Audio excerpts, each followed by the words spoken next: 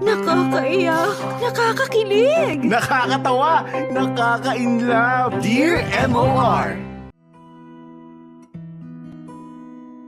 Dear MOR, bago ang lahat, Popoy at Bea, ay gusto ko munang batiin ang maraming tagapakinig ninyo ng isang magandang tanghali.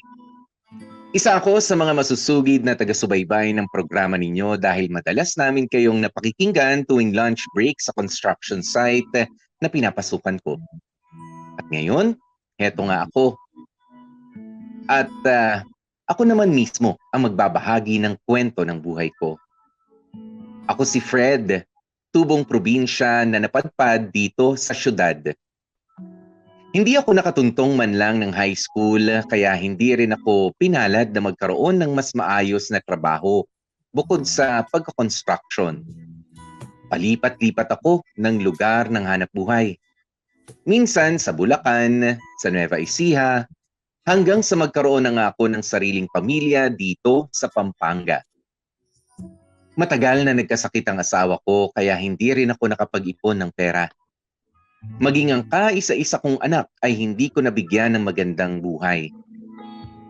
Nakapagtapos naman siya ng high school pero hindi ko na nakayanan pa ang mapaaral siya sa kolehiyo kaya maaga rin siyang nagtrabaho at kinalaunan nga ay nagkaroon ng karelasyon at nabuntis. Popoy at Bea, hindi pa handa ang anak ko para maging isang magulang at hindi rin ako sigurado kung handa na ba akong magkaroon ng apo, lalo't hanggang ngayon ay hikaws pa rin ako sa buhay. At siyaan nga iikot ang takbo ng kwento kong ito.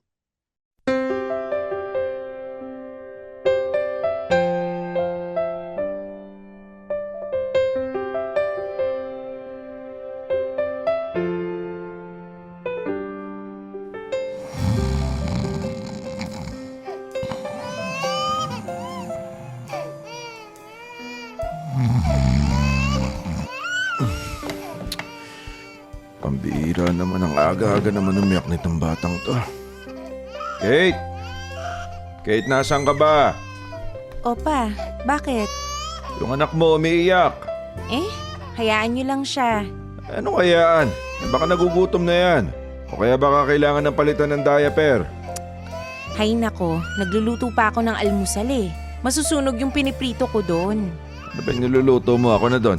Kasi kasuy mo tong anak mo.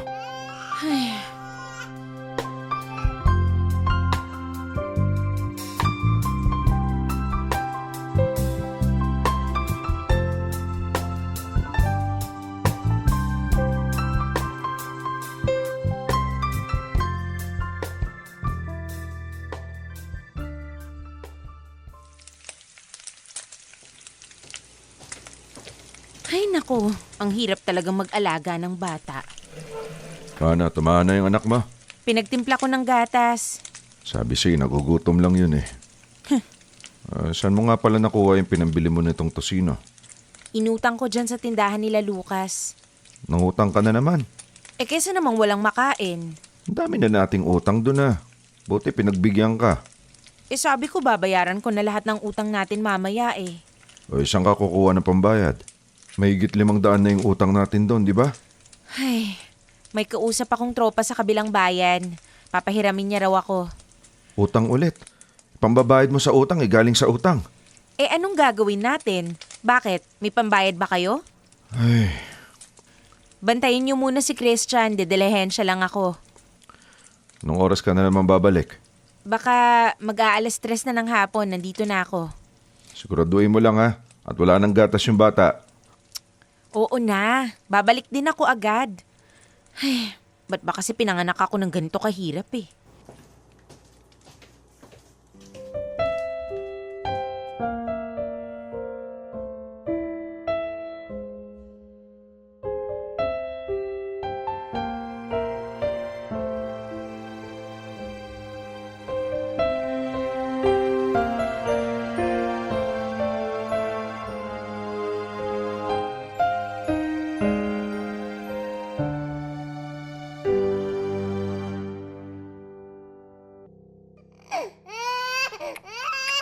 Tahan na, apo.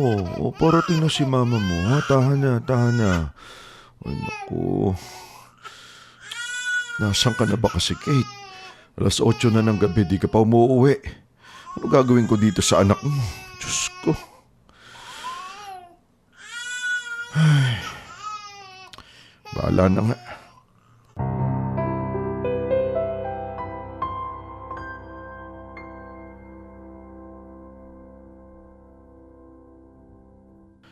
Tao po.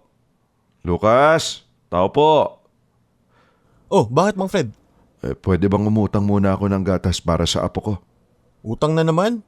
Kaninang umaga galing dito si Kate. Ang sabi magbabayad na daw siya ng utang bago mananghalian. Gabi na hindi pa rin nagpapakita sa akin eh. Yun na nga din yung problema ko eh. Nagpaalam kanina na may kukunin daw pera. Hanggang ngayon di pa umuwi. Ay nako, pinaglololokon niyo naman ako mag-ama eh. Sigurado pag uwi nun, may dala na siyang pambayad sa'yo. Pasensya ka na ha. Ano pa nga ba magagawa ko? Ito, pagtimpla mo na yung apo mo, kanina ko pa naririnig umiiyak. Salamat Lucas. Hayaan mo, babayaran ka rin namin agad pagdating ni Kate. Hindi kasi siya nag-iwan ng panggatas ng bata. Hindi ko tuloy alam kung anong gagawin ko. Kung may maiiwan lang sana na mag-aalaga sa apo ko, kaya ko naman dumilihin siya ng pera. Kaso sa akin din iniwan yung bata kaya tulirong-tuliro na ako. Ay, ang hirap-hirap ng ganitong sitwasyon.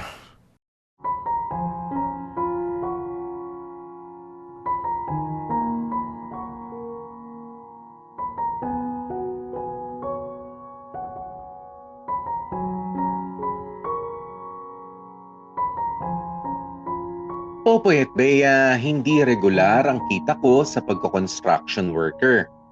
Kaya madalas ay wala akong hawak na sariling pera. Ang anak kong si Kate ang nagtatrabaho at nagtutustos sa pang-araw-araw na pangangailangan namin, lalo't mahina na rin ang katawan ko.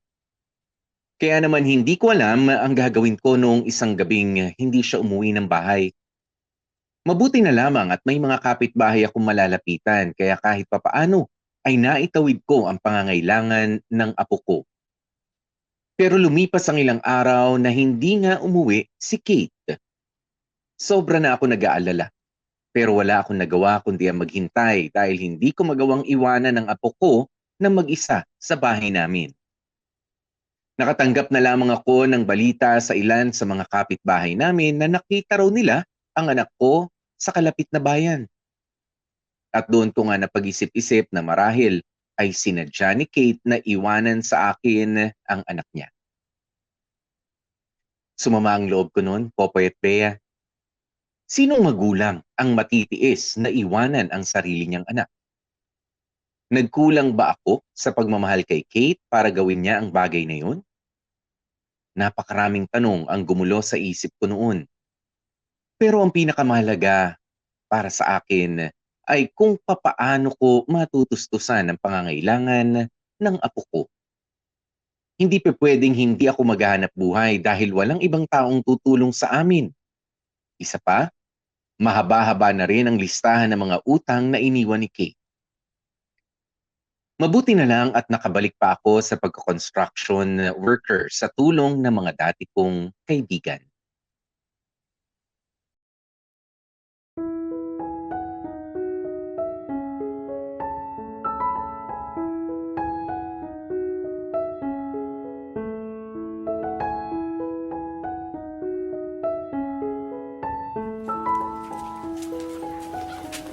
Paano Lucas? Ikaw muna ulit bahala sa apo ko ha. Wala eh. Kung nandito lang ako mag-apot sa bahay, walang mangyayari sa amin. Wala kaming kakainin.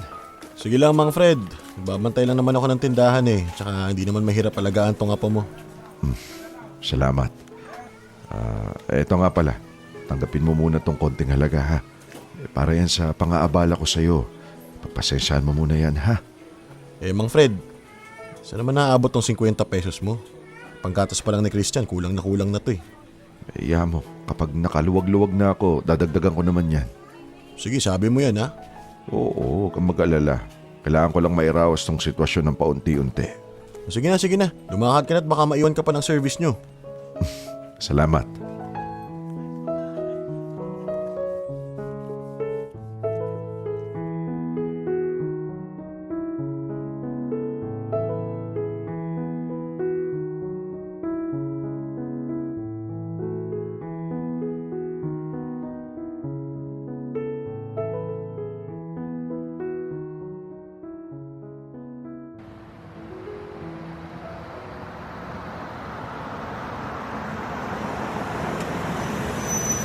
Pare, paring Fred, pare gising na. Nandito na tayo sa lugar nyo. Gising na pare. Napahimbing tulog mo sa biyahe ah. Oo nga eh. Masyado yata ako napagod sa trabaho. Ganyan talaga pare. Tumatanda na tayo eh. Konting trabaho lang, bagsak na katawan natin. Sinabi mo pa. Buti na nga lang, pumayag pa si Foreman na kunin tayo eh. Kaya kahit pa paano, may kita pa rin tayo kahit may ganitong uugod-ugod na. Grabe ka naman sa ugod-ugod pare. Kayang-kaya ko pa magtrabaho, no? O siya, kita-kita na lang ulit bukas ha. Lalakarin ko na lang mula dito. Sige pare, ingat ka.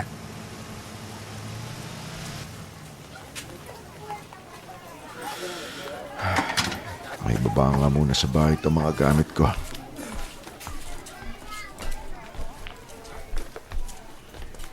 Teka. Bakit hindi nakalak tong pinto? Opa, andyan na pala kayo. Kate? Bakit parang gulat na gulat kayo? Akala nyo ba patay na ako? Hindi naman. Pero ang tagal mo kasing nawala eh. Lo, 4 na buwan lang yon. Yung ibang ang nag-a-abroad, taon yung binibilang bago umuwi. Matagal na yung 4 na buwan para sa taong nawala nang hindi nagpapaalam. Buti sana kung hindi ka nag-iwan ng anak. Para ka nag-iwan na lang ng gamit eh. Kinuha ko na siya kila Lucas. At saka nagbayad na ako ng utang nyo dun. Mahal, luto na yung ulam. Maghahainak. Sino ka? Ay, Tito, magandang gabi po. Andre nga po pala. Pa, si Andre, boyfriend ko. At nag-uwi pa talaga ng lalaki ha? Pa naman, matanda na ako. Huwag niyong sabihin sa sermonan niyo pa ako. Kate, 4 na buwan ka lang nawala, may bago ka ng lalaki. Hindi mo nga alam kung nasan yung ama ni Christian eh. Nahanap mo na ba siya? Alam ba niyang nagkaanak kayong dalawa? Matagal na yun pa. Nakalimutan ko na yung lalaking yun. Diyos ko naman, Kate. Hay nako pa. Tama na nga yung kakatalak mo dyan. Kakauwi ko pa lang eh. Ganyan ba yung isasalubong mo sa akin? Tara na, kumain na tayo. Sakto, nakaluto na si Andre. Nasa si Christian? Nandun sa crib niya, natutulog. Matapos mong iwanan ng anak mo ng ilang buwan, babalikan na lang na parang wala lang? Huwag kang mag-alala pa. Hindi na ako mawawala. Dito na kami ni Andre at hindi na ako aalis. Ako ang magpapalaki sa anak ko. Hindi nyo na rin kailangan magtrabaho, kami nang bahala sa lahat. Sana nga, Kate. Sana nga mapanindigan mo yung mga sinasabi mo. Kasi sa nakikita ko, konting oportunidad lang handa mo nang iwan ang anak mo. Pag-isipan mo sana na maigi ang buhay mo, Kate. Kasi hindi na lang sarili mo ang responsibilidad mo ngayon. Meron ka ng anak na umaasa sa'yo. Alam kong hindi kita nabigyan ng magandang buhay kaya lumaki ka sa hirap. Pero sana baguhin mo ang kapalaran ng anak mo.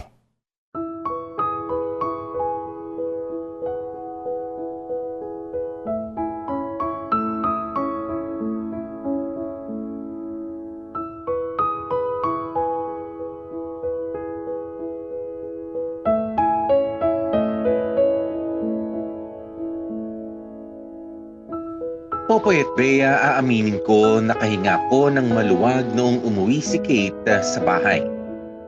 Sa isip-isip ko, meron na akong makakatulong sa paghahanap buhay. Pero laking gulat ko nang malaman kong meron pala siyang bagong kinakasama. Gusto ko mang tumutol ay wala na akong magawa pa dahil nasa 8 gulang na ang anak kong si Kate at may sarili na rin siyang pag-iisip. Ang mas mahalaga na lang sa akin noon ay ang lumaki ang apo kong si Christian nang may kinikilalang magulang.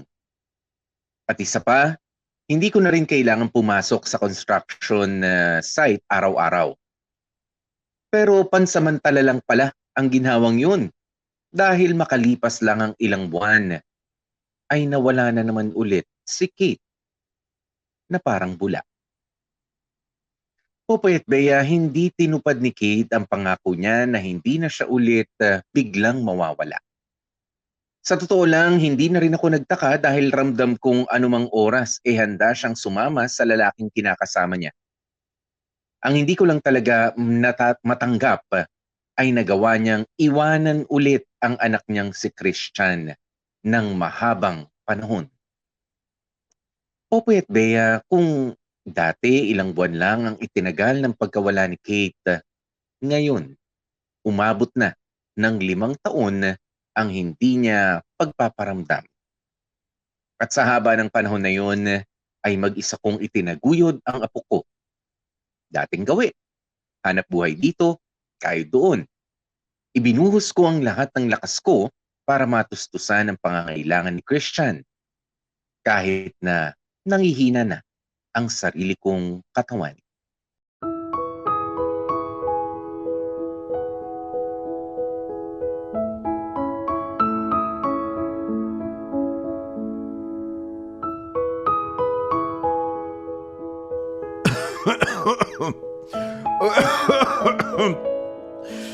Mukhang di maganda tama sa akin ang ulan kagabi. Iinom na lang muna ako ulit ng maraming tubig, baka sakaling gumaling pa. Christian! Christian! Saan na ba nagpunta yung batang yon?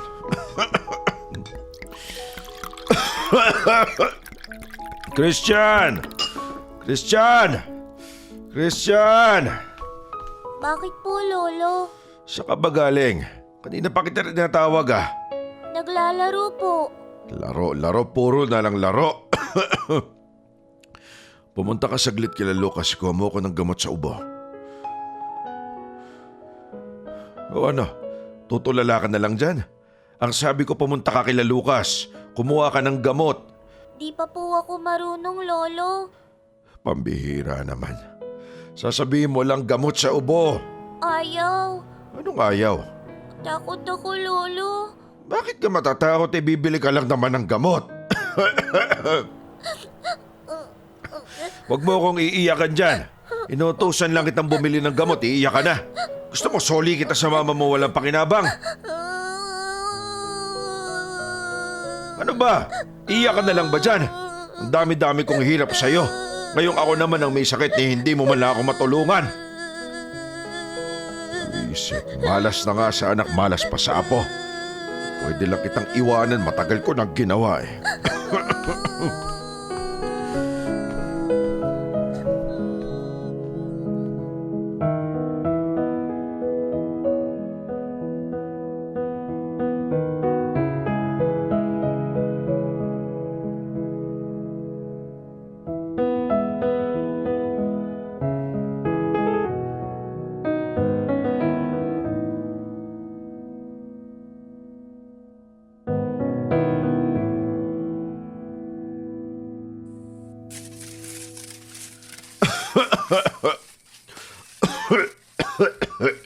Oh, pare. Mukhang di basta-basta yung ubo mo ah. Kaya nga pare, Eh bakit ba kasi pinilit mo bang pumasok kaya alam mo na may sakit ka? 2 araw na akong absent pare. Kapag tumatlo pa ako, baka palitan na ako ni Foreman. Ito na nga lang hanap buhay ko, mawawala pa. Pero mas kailangan mo pahinga yan pare, baka lalo lumalaya. Nagpatingin ka na ba sa center? Sus, re-resetahan lang ako ng gamot dun, hindi ko naman kayang bilhin. Pero mas mainam na matignan ng doktor yung sitwasyon mo. Kaya mo na pare, pag bumuti ng konti pakiramdam ko, dadaan ako sa center bukas.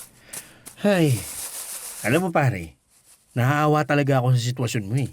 Sa edad mong yan, ikaw pa naghahanap buhay para sa apo mo? Nasaan na ba kasi si Kate? Hindi ko na inaasahang babalik pa yung batang yon.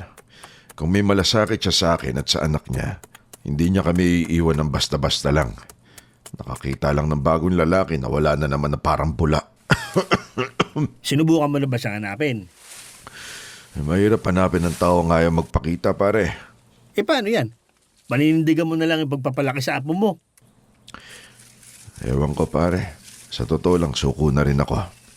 Wala man lang akong makuwang pakinabang sa apo ko eh. Hindi ko man lang mautusan. Bata pa naman yung apo mo pare, 5 taon pa lang yun eh. Wala pang muwang sa mundo yun. Mukhang nagmana din sa ina eh. Parang wala din pakinabang paglaki. Huwag mo naman sabihin yan pare. Kung may paraan lang para mawala na sa akin yung batang yan, ginawa ko na eh. Sobrang dami ko ng sinakripisyo at hirap na dinanas dyan. Matanda na ako at hindi ko alam kung hanggang kailan na lang ang itatagal ko. At sa tuwing namomroblema ako sa pagpapalaki sa batang yan, parang umiiksi lalo buhay ko eh.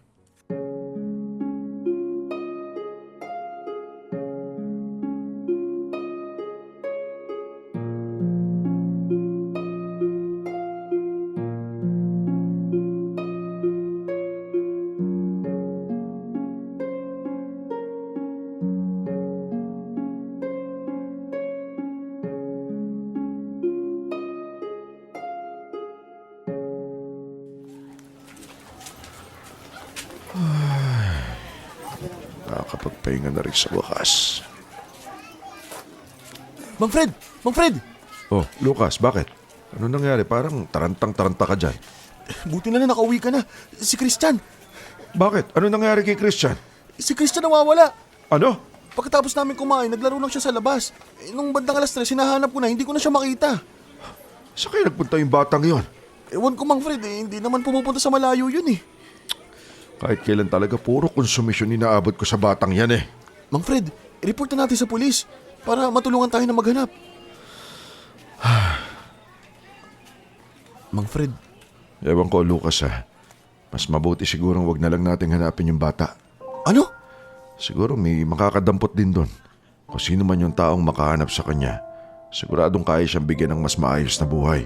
Pero Mang Fred, apo mo yun. Dugot laman mo yun. Hindi ko siya kayang bigyan ng magandang buhay. Lalaki lang yung mahirap gaya ng nanay niya. Baka nga sinadya niyang maglayas kasi hirap na siya sa buhay namin eh. Kaya hayaan mo na lang siya. Mang Fred, naririnig mo ba sarili mo? Hahayaan mo na lang yung apo mo? Paano kung may masamang mangyari doon? Pasensya ka na, Lucas. Kung gusto mo siyang hanapin, sige bahala ka.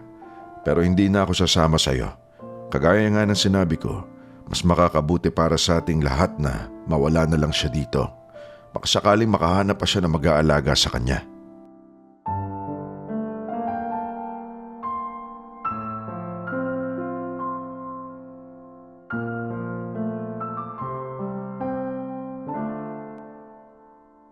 Popoy at Bea, alam kong sa puntong ito marami sa inyong tagapakinig ang magagalit sa tanggap ko yun. At hindi ako magpapaka-ipokrito. Yun ang totoo kong nararamdaman nung mga sandaling yun na sana nga ay mawala na sa poder ko ang apo kong si Christian. Sana hanapin niya na lang ang sarili niyang ina o di kaya naman ay may ibang makapulot sa kanya. Baka sakaling mas guminhawa pa ang buhay ng bata. Baka sakaling mabunutan na rin ako ng tinik sa dibdib. Sa totoo lang, Popoy at Bea, hindi ko naman talaga gustong mapahamak ang apo ko. Pero alam niyo ba kung ano ang tumatakbo sa isipan ko noon? Tumatanda na ako at hindi ko na alam kung hanggang kailan na lang ang itatagal ko sa mundo. Kaya mabuti nang habang maaga pa ay matuto ng tumayo si Christian sa sarili niyang mga paa o kaya naman ay makahanap siya ng ibang kukup-kup sa kanya. At kung mangyari man yun, sana ay mapunta siya sa mga taong may mabubuting loob. Yung mga taong may malasakit sa kapwa. Magiging mahirap ang lahat para sa kanya pero sa umpisa lang naman yun. Kalaunan ay masasanay rin naman si Christian kung ngayon pa lang ay sisimulan niya na ang buhay niya ng mag-isa. Dear M.O.R. Ang mga kwento ng puso mo. Dear M.O.R. Malasakit.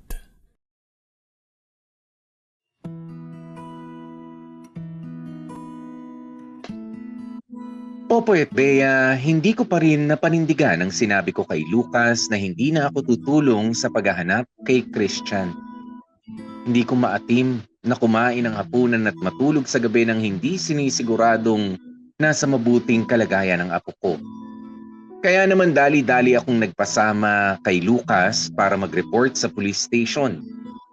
At makalipas lamang ang ilang oras ay nahanap na namin ang apo ko. Awang-awa ako noon sa itsura at kalagayan ni Christian, Popoy at Bea. Nagsisi ako sa mga bagay na pumasok sa isip ko bago ako magpasyang hanapin siya. Mula nga noon ay nangako ako sa sarili ko na hindi ko na ulit pababayaan pa ang apo kong si Christian at hindi na ako papayag na mawala siya ulit sa akin.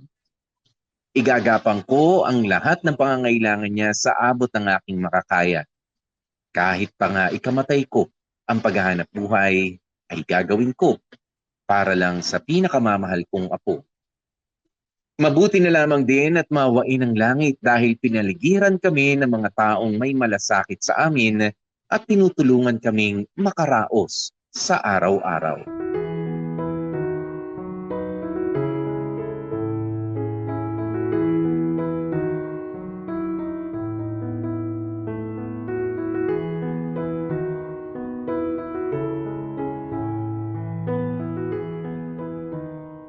Tao po. Mang Fred? Tao po. Pasok, bukas ang pinto. Mang Fred, si Christian. Naglalaro sa labas, di mo ba nakita? Hindi. Naku, baka naglayas na naman yung apo mo. Hindi yun, teka tawagin ko nga. Christian! Christian! Bakit po, Lolo? O di ba sabi ko sa'yo, nandyan lang siya eh. Halika nga dito saglit, Christian. Okay po. Ano bang sa atin, Lucas? Bakit hinahanap mo ang apo ko? May bibigay kasi ako sa kanya. Ito, Ano ba itong mga to? school supplies yan. School supplies. Bakit? Para saan? Anong para saan? Magpapasok ko na, Mang Fred. I-enroll mo na yung apo mo. Pero hindi ko naman kayang pag-aralin si Christian eh. Wala kaming pera. Mang Fred, kahit papano may isip na yan si Christian. Isang araw magtataka yan at magtatanong kung bakit lahat ng kalaro niya nag-aaral tapos siya hindi. Anong isasagot mo sa kanya? O di ba napaisip ka rin? Lolo, bakit niyo po ako tinawag? Halika dito, Christian. Dali. May bibigyan ako sa'yo. Wow!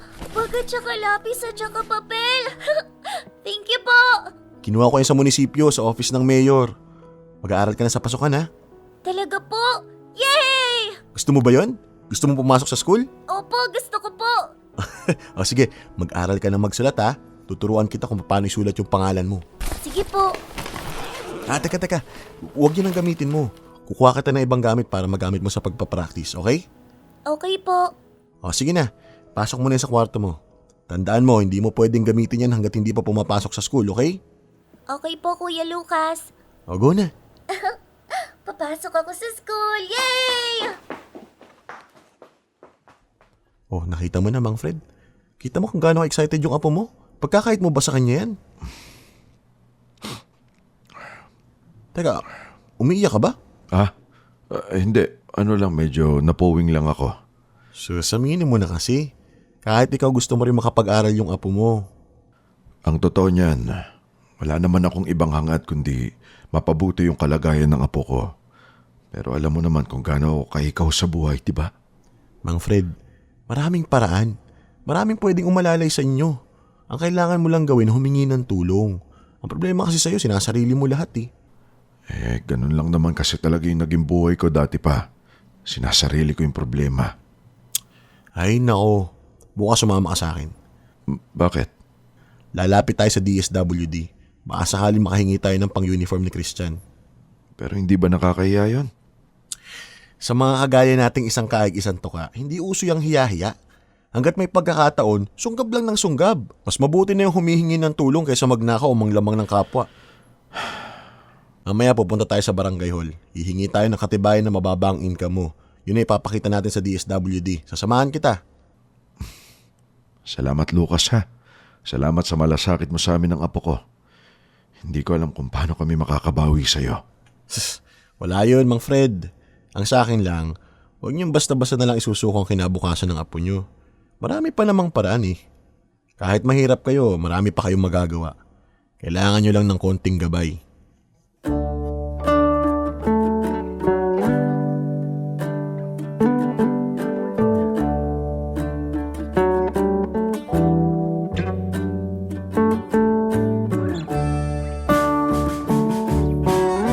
Popoy ko naghangat pa ng maganda at marangyang buhay para sa apo ko.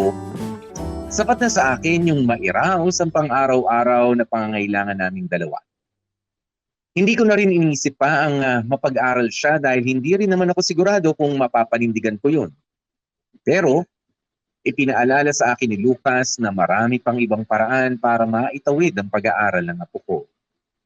Tinulungan niya nga akong lumapit sa mga opisina ng gobyerno hanggang sa ma-provide namin ang lahat ng pangangailangan niya at maipasok siya sa eskwelahan. Si Lucas ang naging sandalan ko habang itinataguyod ko ang apo ko, Popoy at Bea. Mag-isa na lang din kasi siya sa buhay. Meron siyang mga kapatid, pero may mga kanya-kanya na rin silang pamilya. Sa edad kong ito, ako pa yung maraming natututunan mula kay Lucas. Marami siyang naitulong na hindi lang sa pang-araw-araw na buhay namin ni Christian, kundi pati na rin sa mga problema namin sa pamilya.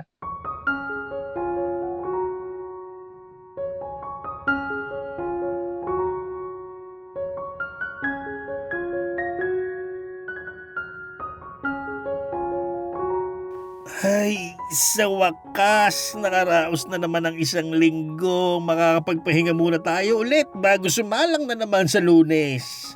Ganyan lang naman yung buhay nating mahihirap eh. Kayod, konting pahinga, tapos kayod ulit. Ang mahalaga, nakakaraos. Aba, medyo gumaganda na disposisyon mo sa buhay pare ha. Dati puro ka lang reklamo eh. Hindi naman. Nagkataon lang din siguro marami na akong pinagdadaanan noon. Masaya ako na kahit papano nasa maayos na kalagayan ka na ngayon pare. Salamat ah. Paano? Dito na lang ako. Lalakarin ko na lang ulit hanggang bahay. Ingat pare.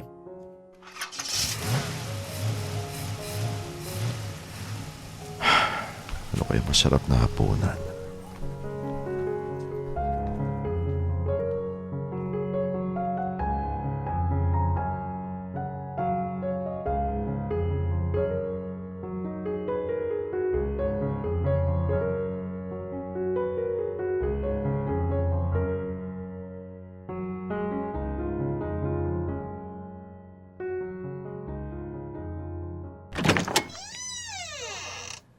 Teka, hindi mo ka bang bukas tong pinto kaninang umaga?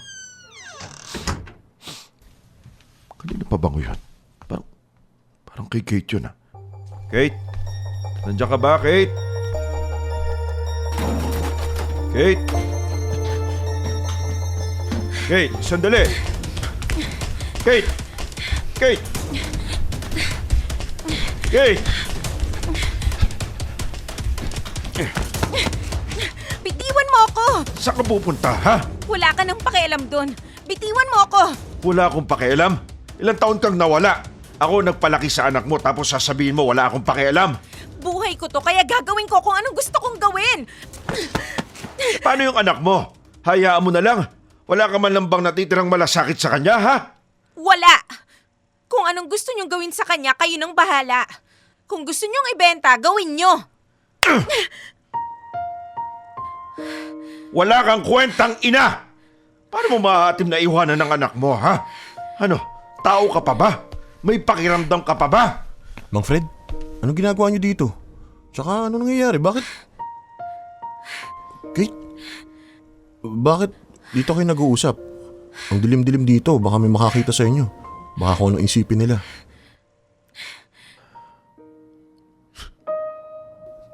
Mang Fred, okay ka lang? Hindi mo alam kung gaano karaming hirap ang pinagdaanan ko para sa anak mo. Tapos sasabihin mo sa akin na ayos lang sa'yo kahit ibenta ko. Anong akala mo sa anak mo? Alagang hayop? Sinabi mo yun? Ang kulit kasi. Sinabi ko nang hayaan nyo na lang ako pero nagpupumilit pa.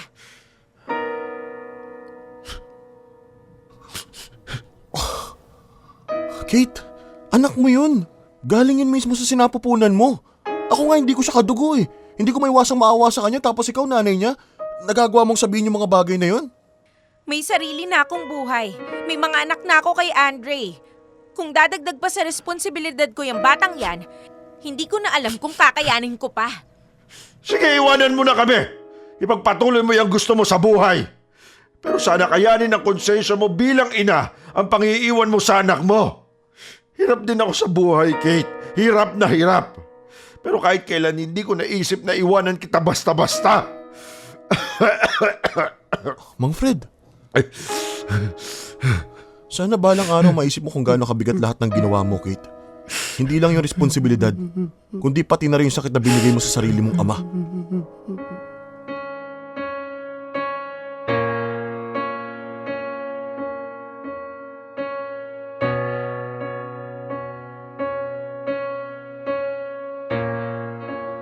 Popoy at Bea, yun na ang huling pagkakataon na nakita ko ang anak kong si Kate. Abot sa sukdulan ang sama ng loob ko sa lahat ng ginawa at sinabi niya. Sa nakikita ko sa kanya, para bang hindi siya nakaramdam ng pagmamahal sa buong buhay niya. Nalungkot ako dahil pakiramdam ko ay nagkulang din ako bilang isang ama. Isa pa, naawa ako sa itsura ni Kate. Payat na payat, lubog na ang mga mata at maagang nangulubot ang mga balat niya. Bakas ang lahat ng hirap na pinagdaraanan niya sa buhay. Kaya simula noon ay nagpasya na akong wag nang umasa kay Kate kahit kailan at tanggapin na lamang ang kapalaran namin ni Christian na kaming dalawa na lang ang magiging magkasama habang buhay. Popoy at Bea, hindi madali para sa isang matandang kagaya ko na isiping kailangan kong magsimulang muli sa buhay. Para kayanin ang araw-araw na mga pagsubok, kailangan ng panibagong pag-asa at panibagong pananaw. At yun ang patuloy na ibinibigay sa akin ng aking apong si Christian at ng mga tao sa paligid namin. Ang masaklap nga lang, maging ang mga taong dumarating sa buhay natin ay hindi rin panghabang buhay.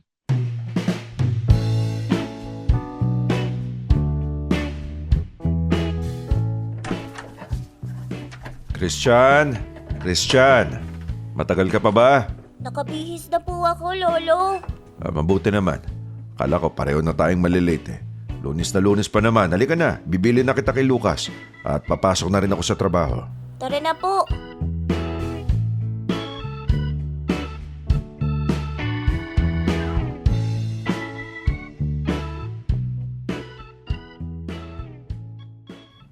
Lucas! Tao po! Lucas! Baka tulog pa siya, Lolo. Ay, baka nga. Pero maaga nagbubukas ang tindahan yun eh. Gusto niyo po tignan ko sa kwarto niya? Wag na apo, nakakaya. Palagi naman po akong pumapasok sa bahay niya. Pero baka walang tao, baka nagbakasyon siya. Hayaan mo na. Okay po. Basta mamaya pag ginabi ako, dito ka na lang dumiretso kay Kuya Lucas mo ha. Siguro naman mamaya bukas na tong tindahan niya. Nung Sabado pa siya wala kaya malamang nandito na yun mamaya. Okay po, Lolo. Pasok na po ako sa school. Sige, mag-iingat ka ha.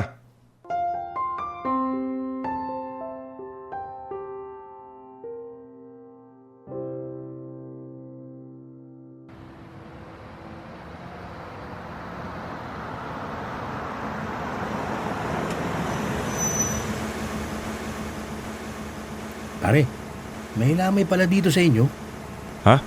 Yan oh. Itim na tela tsaka tarpaulin. Wala pa yan kanina. Kilala mo ba yan?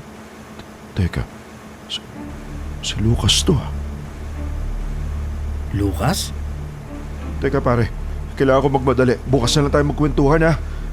Sige. At mukhang malapit sa'yo itong namatay. Makiramay ka muna dyan. Sige pare, bukas na lang ulit. Ingat! Christian na po. Lolo, si Kuya Lucas po. Patay na po siya. Diyos ko, totoo nga. Ano po gagawin natin, Lolo? Teka, pumasok muna tayo sa loob ha. Mamaya pupunta tayo sa kanila.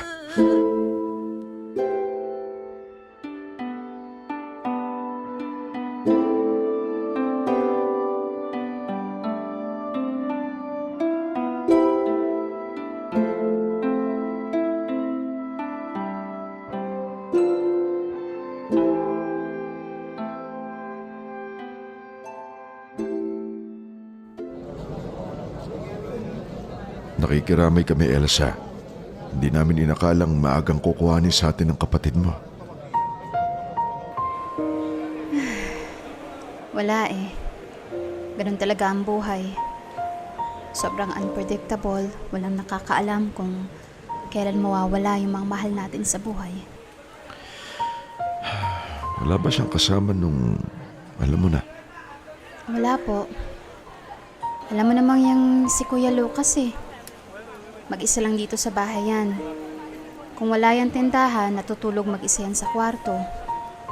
Kaso, huling tulog niya. Yun na pala yun. Pasensya ka na ha. Hindi man lang kami nakahingi ng tulong sa iba.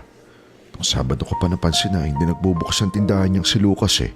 Akala ko naman nagbakasyon o kaya may ibang pinuntahan.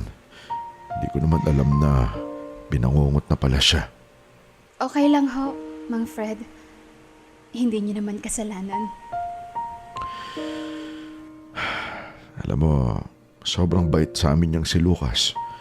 Kahit hirap na din siya sa buhay, palagi niya pa rin kaming inaalalayan. Oo nga po eh. Palagi niya kayo nakukwento sa amin. Siguro kundi dahil sa kanya, baka hindi na nakatungtong sa eskwelahan niyang apo ko. Mang Fred, ilang taon na nga pala si Christian? Kaka 7 years old pa lang niya. Okay. Kayo po, ilang taon na kayo? 73 na. Hmm, Bakit mo nga pala naitanong? kasi Mang Fred, alam ko hindi pa po ito yung tamang panahon para pag-usapan natin to, no? Pero ang bilin kasi sa amin ni Kuya Lucas, kung may mangyari mang masama sa kanya, huwag naming pababayaan si Christian. Salamat naman kung ganon. Hindi po, Mang Fred. Ha? Hindi po magandang balita yon para sa inyo. Anong ibig mo sabihin? Ibig ko pong sabihin, kung papayag kayo, kukunin namin si Christian. Kukunin niyo ang apo ko? Iyan eh, kung okay lang po sa inyo. Pero wag niyo muna po intindihin yon, saka na lang po natin pag-usapan pagkatapos ng libing ni Kuya. Saan niyo siya dadalhin? Sa amin, sa Maynila. Pwede niyo pa rin naman siyang dalawin doon anytime, kaya huwag kayong masyadong mag-alala. Lalayo niyo sa akin ang apo ko? Opo, pero pansamantala lang naman kasi uuwi din naman siya dito from time to time. At saka, yun naman po kung payag lang kayo. Mang Fred, alam naming mahirap na desisyon yun, pero isipin nyo na lang, kapag nasa amin si Christian, makakapag-aral siya. At may titingin sa kanya. Kung nandito siya, kailangan nyo siyang iwanan habang nagtatrabaho kayo. Pero Alam naman po namin na wala kayong ibang gusto kundi ang ikabubuti ni Christian. Kaya pag-isipan nyo po ng maigi. Huwag kayong mag-alala, hindi namin pababayaan ang apo nyo. Aalagaan namin siya kung paano siya inalagaan ni Kuya Lucas.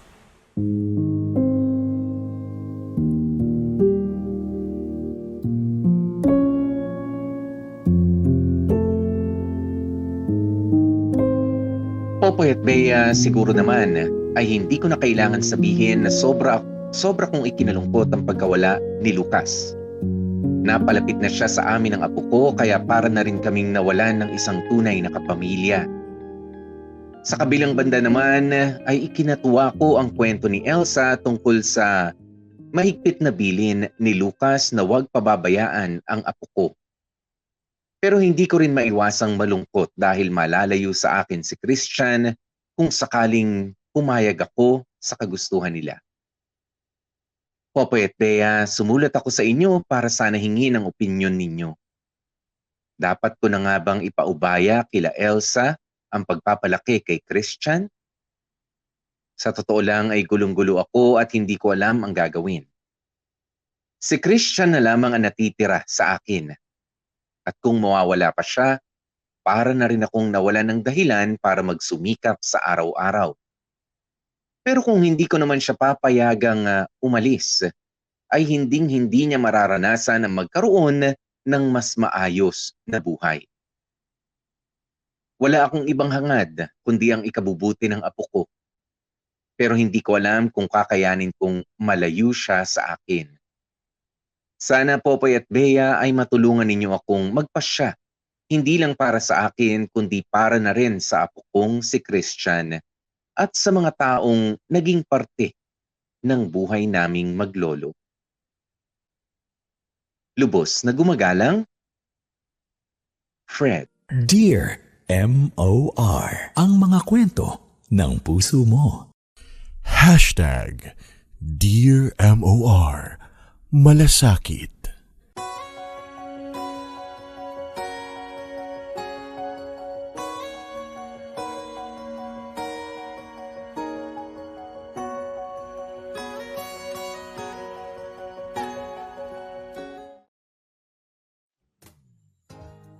Ay, okay.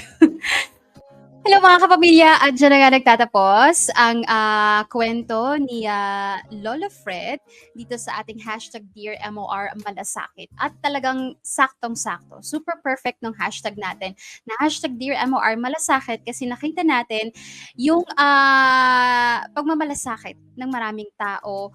Actually, maraming mga pinagdaanan si Lolo Fred, pero matatawag din nating pagmamalasakit yung ginawa niya sa pag-ako niya, sa pag-aaruga at pagpapalaki doon sa kanyang apo na si Christian. At eto na nga, yung talagang highlight ng pagmamalasakit na narinig natin is etong kapitbahay nila, ayan, na si Lucas. Na alam mo yon, hindi nagsasawang magbigay ng tulong doon kay Lolo Fred at lalong-lalo na nga dito kay Christian. Kasi tingnan nyo, itong si Lucas mag-isa na lang sa buhay, no? Ang meron na lang siya, sabi ng kapatid niya, ang meron na lang siya is yung tindahan. Kung wala si Lucas sa tindahan, andun na siya sa kwarto niya, ganyan-ganyan. So walang kasama itong si Lucas. And what could you do, 'di ba? Kung ikaw lang mag-isa, 'di ba? Meron ka namang mga blessings, nakakakain ka naman 3 beses sa isang araw, meron kang maliit na negosyo. So what could you do, 'di ba? Kundi if you're a good person, magagawa mo ring magmalasakit at tumulong sa iba. At yun na nga ang ginawa niya dito kay Lolo Fred. And I feel like, no, mga kamorkada, marami sa atin dito ang malalukas. Lalo na kapag alam mo na ikaw sa personal life mo naman, sa sarili mo namang buhay, kung hindi ka like super blessed, yung mga sakto-sakto lang, 'di ba? Pero pag ikaw nakakita ng tao na ngailangan, lalo na kapag kakakilala mo, ka-close mo, malapit lang sa'yo, or malapit sa'yo, 'di ba? Hindi ka magdadalawang isip na tumulong. Lalo na nga kapag may kinalaman sa eto na, kay Lolo Fred na senior na, tapos may bata pa. And that's a very difficult combination, no, na magsasama sa isang bahay, no. Yung senior na, tapos meron pang napakaliit na bata. Kasi aminin natin, napakahirap kumilos. Ako nga, na alam mo yon, hindi pa ako matanda, hindi pa ako senior, talagang aligaga sa pag-aalaga ng bata. Paano pa kaya kapag senior na? 'Di ba, kapag ka matanda na, kapag ka palaging pagod na sa pagtatrabaho, pero alam mo yon, wala kang choice, hindi ka pwedeng like mahabang magpahinga kasi merong maliit na buhay na umaasa sa'yo, umaasa dun sa iuwi mong pagkain, umaasa dun sa pagbabantay mo. Napakahirap, honestly, itong sitwasyon ni Lolo Fred. At yon ay dahil sa anak niya, na feeling ko mag-a-agree kayo mga kamorkada, sa anak niya na matatawag nga nating pabaya, walang kuwenta, at ang tawag dito, makasarili. 'Di ba? At yun nga ay si Kate.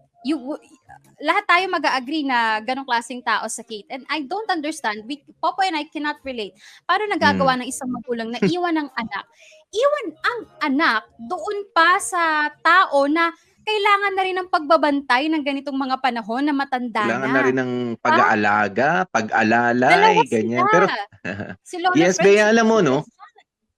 Isang masakit na katotohanan, talaga hong nangyayari yan. Meron nung, ako, I can say, meron ako mga personal na mga kakilala na talagang para hong ang description dyan ng tatay ko, no, kapag nagkikwento sa amin, yung mga family friends namin, para na lang pusa na nanganak dyan. Yes, pinasuso, pero nung nagkaroon na ng tamang nutrisyon, bahala na kayo dyan. Wala nang plano para pag-aralin, wala nang plano para pagbihisin ng maayos yung bata. Di ba yung iba, Bea, makikita mo palakad-lakad nakahubo. Di ba? Meron damit, napakadumi. Di ba yung ganun na lang, yung buhay nila. Dahil nga, well, kahit maayos yung magulang, hindi mo alam kung paanong nagkakaroon ng mga ganitong klase ng mga anak, ano? Pero siguro sa panahong ito, sabi nga ni tatay, 63 na siya, 63 years old, hindi na yun ang iintindihin ko, hindi na yung naging diferensya dun sa anak kong si Kate. Kung ano na lamang yung makakabuti sa apo nila na si Christian ang iisipin niya sa ngayon. Dahil aminin naman ho talaga natin mga kapamilya, yung ibang dyan nasa 50s pa lamang, medyo syempre kapag umiidad yung katawan natin, medyo nagkakaroon na ng mga limitasyon sa haba ng trabaho, sa bigat ng trabaho na kaya. 'Di ba? Hindi naman sa inaamin natin na humihina tayo. The mind is always willing. 'Di ba? Para doon sa iba, kaya ko 'yan. Pero tumatanda ho ang katawan natin. And that's true. 63 years old na itong si tatay. Siguro kung maghahanap buhay nga siya ay para na lamang sa sarili niya, 'di ba? Siguro doon sa tanong ni tatay, ano ba ang baka pwede niyo akong tulungan, Bea at mga kapamilya sa desisyon na eto ho. Magbasa muna tayo ng mga reaksyon, Tatay Fred. Okay? Para medyo magkaroon tayo ng balanse. Okay? Sabi ni City Hunter, kung ang pag-uusapan ay ang pangmatagalan, parang mas okay kung doon na yung bata kasi doon na kina Elsa, no? Kina Elsa, aminin naman natin, patanda ka na ho, Mang Fred. Hindi habang buhay ay nandyan ka para sa apo mo. Kung sa tingin mo ay mas mapapabuti nga siya doon kay Elsa. And yan, maraming salamat City Hunter sa yung komento at sa tingin ko rin, 'di ba? Siguro yung pinaka magandang bagay na magagawa mo siguro Tatay Fred is to syempre nasa Pampanga nga kasi doon naghahanap buhay si Tatay Fred at magpapasa Maynila itong si Christian. Medyo may distansya. I don't know kung kakayanin mo pa, Tatay Fred, na dito makipagsapalaran sa Maynila, at least malapit-lapit sa apo mo, sa pagbisibisita mo. Or, di ba, siguraduhin mo lamang na maayos yung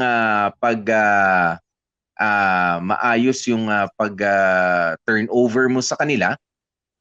Ayan, at siguro let's i-black and white din natin. 'Di ba? I-black and white. I mean legally ay bonded yun para hindi rin naman din mapabayaan. Not because may tawag mo dito, may duda tayo doon sa mga tutulong, kundi bahagi yan nung tamang proseso ng yung parang pagpapaampon o pagpapaalaga doon sa bata para hindi siya maguluhan pagkalaki niya. 'Di ba? Okay. Ewan ko, Tatay Fred, kung sa akin lang kung kakayanin mo na makahanap ng malapit na lugar kila Elsa, total sarili mo yung bubuhayin mo naman, makahanap ka pa ba ng hanap buhay dito sa mas malapit sa Maynila? You can do that, or tiyagain mo na nga lang na siguro lingguhan or every twice a month ang pagbisita mo to check on your apo na si Christian para napapahinga ka rin naman. Kasi, Bea, mahalaga na alam mo yung pinagkatiwalaan mong mga tao para sa buhay nitong apo mo ay talagang matututukan sila. Okay, ganito po yan. Si Lucas ay napatunayan na siya ay mabuting tao at maayos talagang kausap mula't mula pa. Ayan, bagaman kapamilya nila itong si Elsa, of course, merong ibang mga pagkakaiba sa ugali natin. We do not expect yung the same support, no? Hopefully, ang ay higitan pa, 'di ba? Mahigitan pa yung suporta at pag-aalaga ni Lucas. Pero kapag it's the other way around, doon sa kabilang dulo, syempre kailangan din natin makisama. 'di ba? At tansyahin din, tama ba itong naging desisyon ko? Oo. Alam mo Popoy, maraming salamat dun sa mga kamarkada natin. Marami silang mga input dyan sa comment section. Yung sinabi mo kanina na gawing legal, kinoment ni Trina Lores kayo na wag mo lang Hmm, basta ibigay yung bata. Kailangan yeah. nakasulat sa papel na sila lang ang mag-aalaga habang magpapaaral, ganyan. Pero ang legal rights na kay Lolo pa rin.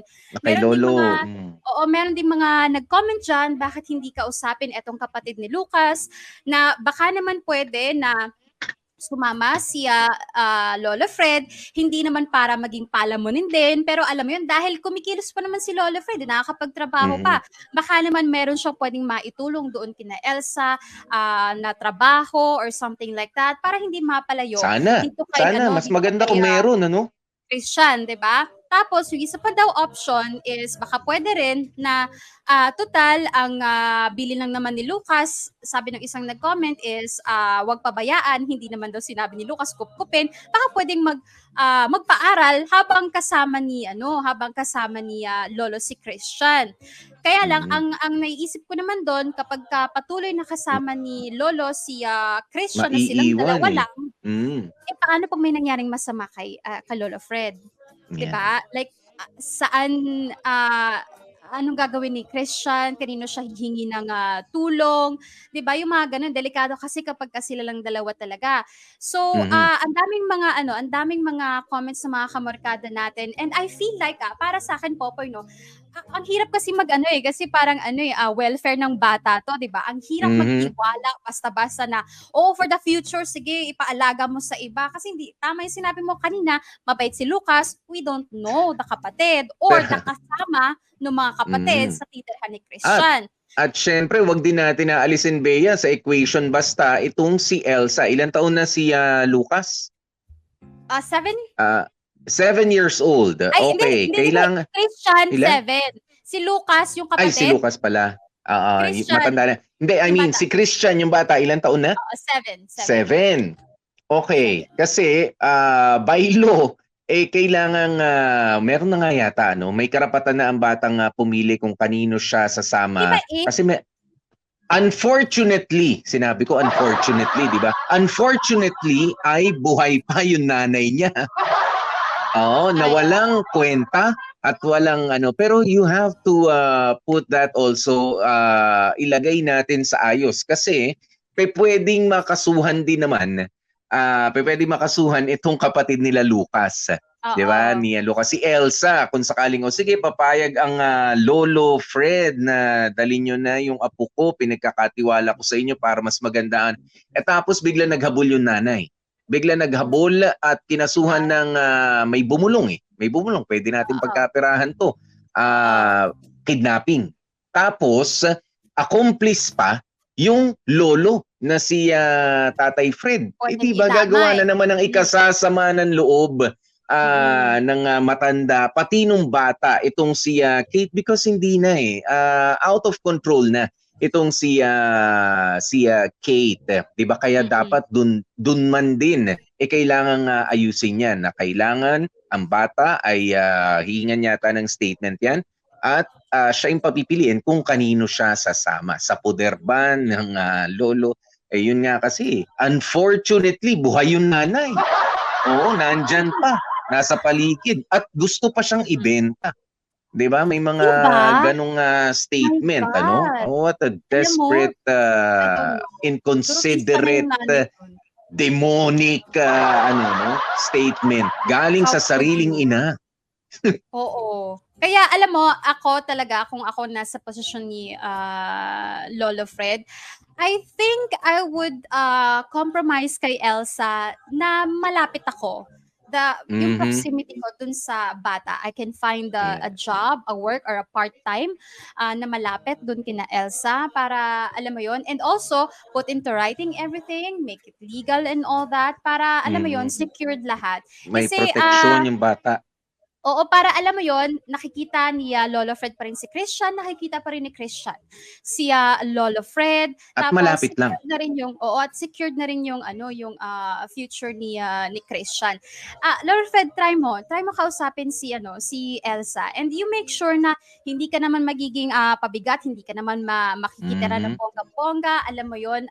Tulungan ka lang kahit papaano na humanap siguro ng pwedeng tirhan doon, and then ikaw na lolo ang bahala sa lahat kasi ikaw ang nagtatrabaho pa naman. At saka ano din para rin kay Lolo Fred, Popoy, para nabibisita Mm. ni Elsa si Lolo Fred, nabibisita ni Christian si Lolo Fred, para alam mo yon, hindi naman yung may iwan mag-isa si Lolo Fred, paano pag may nangyaring masama, 'di ba? Yes. Atake or Oo. what, wag naman sana. O Kita paano, nyo? 'di ba? Paano si At Lolo Fred? dahil nga dito rin sa kwentong ito, mga kapamilya, nakita nyo kung papaanong dapat tayo ay mabait sa ating mga kapitbahay. Yan, yung iba napakasusungit sa mga kapitbahay. Oo, napaka taas lagi ang kilay, napakamahal ng ngiti, yung simpleng pag good morning o kaya naman good evening. Oh, kumusta ka? Nagkita sa grocery, walang kagatul-gatul na iismiran pa, ganyan. Oo, maganda ho, mabait tayo sa ating mga kapitbahay. Nung una, akala ko medyo masama ugali ni Lucas, ha? 'Di ba? Nung nangungutang-ngutang itong sina Tatay Fred at si Kate para kay Christian. Pero kita mo yung iba, ay ganun lamang magsalita rin, pero ang concern nila is genuine. 'Di ba? Huwag nating pepresyuhan ang mga taong sa paligid natin ng dahil sa manner ng kanilang pagsasalita, dahil sila mismo pala yung pwedeng magbigay pa sa iyo ng pag-alalay at pag-aaruga sa oras ng pangangailangan. Pinapakita rin po ng kwentong ito, syempre, na hindi yung hindi yung sinasabi blood is thicker than water. Mukhang hindi dito sa kwentong ito. Oo, dahil sariling anak ni Tatay Fred ay walang pakialam sa kanya bilang tatay, at wala ring pakialam doon sa sarili niyang anak. 'Di ba? At Exactly. ibang tao pa galing sa labas ng bahay nila yung nagmalasakit, at kahit nga kinamatayan pa, nakapagbilin pa ng 'Di ba? ganoon dahil napamahal talaga sa kanya yung bata. Kaya yung mga kapamilya natin, hindi lamang yung mga, wag nating susukating kadugo ko yan, pinsan ko yan, mabait yan, ganyan. Hindi. 'Di ba? Yung mga diyan yung kahalagahan ng pakikipagkaibigan. 'Di ba? Makikita natin yan. Lalo na nga sa mga oras ng pangangailangan. Sa true.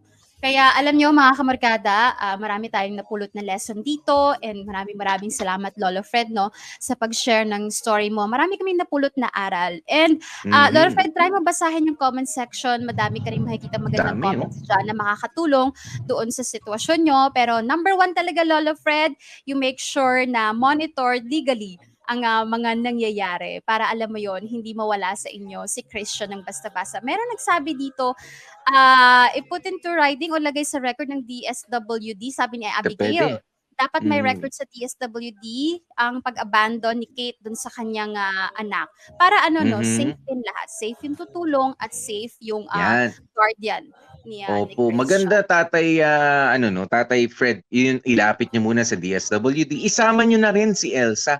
'Di ba? Kung sakali siguro inaayos pa naman nila yung nandyan sa bahay kapag dun sa tinitirhan dati ni Kuya Lucas niya, 'di ba? Isama niyo rin at na magkaunawaan na ganito ang nangyari, ganito ang kwento talaga namin.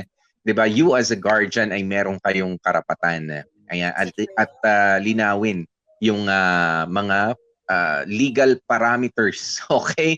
Dahil mahirap na ho. Lalo na sabi niyo, yung anak niyo, tila napapabayaan na ang sarili, at baka hindi niyo na rin hawak yung utak eh. 'Di ba? Mahirap sa tao, Bea, hindi mo na hawak yung pag-iisip kahit pa nga anak mo yan.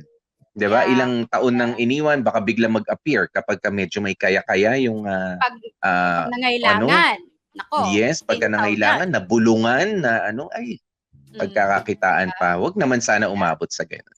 Okay, ayan, maraming salamat Tatay Fred sa inyong lakas ng loob na sumulat sa amin dito, at sana nga po ay nakatulong kami sa inyo. Ayan, at haluan niyo syempre ng panalangin ang inyong malaking desisyon na gagawin. Sa true. At salamat din sa lahat ng mga nagsipagganap for today's video. Si Lolo Fred, thank you so much sa'yo. Jag Kamat, maraming salamat. Ang gunap na Lucas naman ay si Dan Capuchon, si Christian Cindy Bacena tayo dyan, si Kate Jamie Rubio, si Andre, si McCoy, Elsa, ako po yun, si parang Domeng, si Pops Eric yan. Ang tumanggap po ng letter ni Lolo Fred, si Warley Alagaw, at ang nag-edit, Joko Loco. At syempre for tomorrow po, kasama pa rin natin, mabimatiis pa natin. Kaya eto na pa ang appetizer sa ating course tomorrow. Ngayong Biyernes sa Dear MOR. Anak, pagod lang yan. Magpahinga ka na. Tingnan mo bukas, wala na yung mga iniisip mo. Basta lagi mong tatandaan na pantay lang ang pagmamahal namin sa inyo ng kapatid mo. Hashtag Dear MOR. Pagod na ko. Naku! Tingnan po natin kung mapapagod po tayo sa storya bukas. Oo. Basta bukas po yan Yan. Ito, Tatay Fred, merong message sa'yo si Noel Lakatan. Sabi niya, lapit po kayo sa kapitan ninyo. Alam naman ho ninyo, malapit na ang halalan. Baka i-assist kayo ng gusto sa DSWD. Pahiramin pa kayo ng multicab o nung sidecar ng barangay. Baka mabigyan pa kayo ng something dyan, tatay. Basta ipaalam nyo rin kay kapitan na kayo ay registered voter, ha? Baka maging mas masigasig. Baka yung personal na sasakyan pa ipanghatid sa inyo, eh. Oy, may aircon. Diba? Ikaw, Noel Lakatan, ha? Ang iintriga ka naman mo. Pero totoo, Tatay Fred, pwede niyo subukan yan. Mabilis silang kumilos ngayon. Okay, mga kapamilya, oras na natin. It's 12 minutes bago mag-alas-3 ng hapon. Bukas po ulitin natin ang ating pagsasama-sama dito sa Dear MOR. Nakakasama nyo nga po kami. Ako po si DJ PDJ Popoy. That's my Guapopoy. At ako naman po, Gorgeous B, Bea Bells. At ang lagi natin paalaala, you stay safe, stay healthy. At kahit ano nga po mangyari, mga family, you stay in love and stay happy.